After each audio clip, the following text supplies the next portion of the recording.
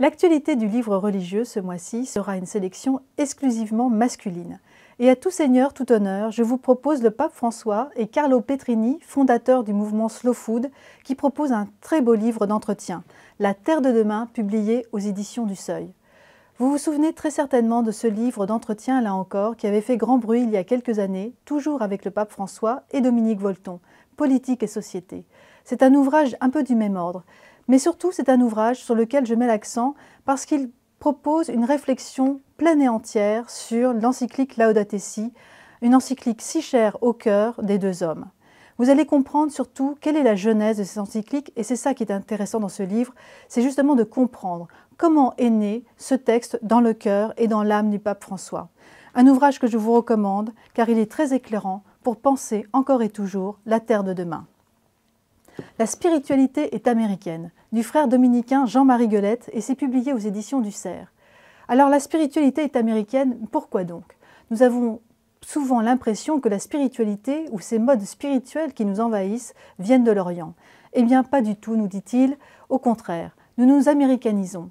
Dans ce livre de fine analyse et en très fin connaisseur, il nous explique pourquoi, et c'est ce pourquoi que je vous invite à découvrir. Chronique du temps de peste, du frère bénédictin François Cassingena-Trévedis, est publié aux éditions Talendier. Alors tout d'abord, c'est un vrai bonheur de retrouver un auteur que nous aimons beaucoup, une fine plume, une langue acérée, un regard très fin, plein d'acuité sur le monde dans lequel nous vivons.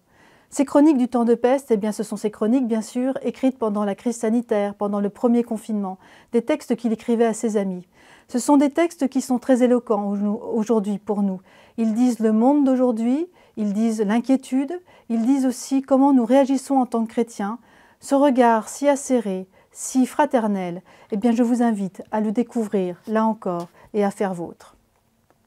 Job est comme ça, de Sylvain Gasser, prêtre assomptionniste, et c'est publié aux éditions Bayard.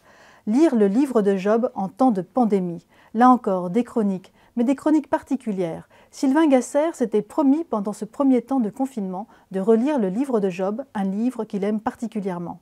Mais voilà, le père Gasser tombe malade. Il est atteint par le Covid-19 et sa relecture du livre de Job est très particulière, vous l'aurez compris. Je vous invite à découvrir un livre intense, très particulier, qui donne du souffle comme jamais peut-être au livre de Job. Être prêt, par l'abbé Pierre-Hervé Grosjean, publié aux éditions Artege. Être prêt, oui, 10 repères spirituels donnés par le Père Grosjean qui nous invitent à comprendre quelle est notre vocation de chrétien, 10 façons de répondre oui. Et puis enfin pour terminer, à Compostelle, hommage au chemin de Saint-Jacques, qui regroupe toute une pléiade d'auteurs que vous connaissez ou que vous allez découvrir.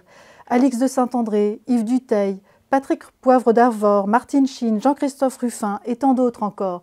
Ils ont tous fait le chemin, ils ont tous aimé faire ce chemin, ils l'aiment tout simplement. Et c'est sous la direction de Gaëlle Delabrosse, la directrice de collection de Salvator, qui nous propose un ouvrage pour voyager encore, pour aimer Compostelle encore et toujours.